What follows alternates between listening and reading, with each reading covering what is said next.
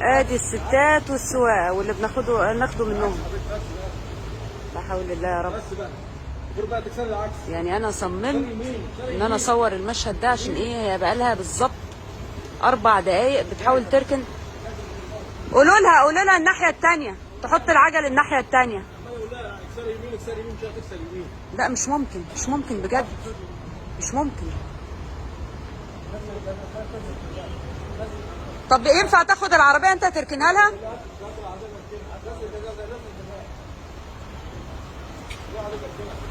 اطلعي قدام وارجعي لورا، اكسري العجل، اكسري العجل، اكسري العجل. شيلها الكاوتشه اللي ورا دي، شيلها الكاوتشه اللي ورا. يا جماعه عيب. طب اديها لحد، حضرتك مش عايزه تديها لحد يركنها لك، هما بيعرفوا يسوقوا هنا. اركنوها لها انتوا. طيب يا جماعه حد يحاول يقنعها.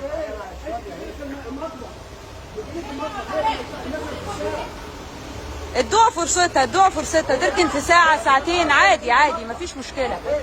الشارع فاضي الحمد لله. شايفين؟ لا كده هتخبطي عربيتي، انا عربيتي وراكي لو سمحتي. ده مش المطبخ هنا. فعلا اهو بيقول لها المطبخ مش هنا. لا حول الله يا رب، بجد شيء كوميدي جدا. يا حضرتك اديها لحد يركنها لك. انت رايحه فين؟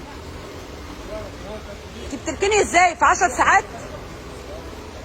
وحاطه كمامه وايه وشغل عالي جدا. فعلا هي ما طارتش فعلا. اهو والله يعني يا عم صلاح انت راجل 10 على 10 فعلا. هو مكانها المطبخ. مكانك المطبخ مش الشارع. ركنوها معلش يا عم صلاح. محمود يدوكي فرصتك ازاي حضرتك؟ اركن يا محمود، وريها الركنه هتتعمل ازاي. ايوه اهو يا سلام، ركنه والثانيه.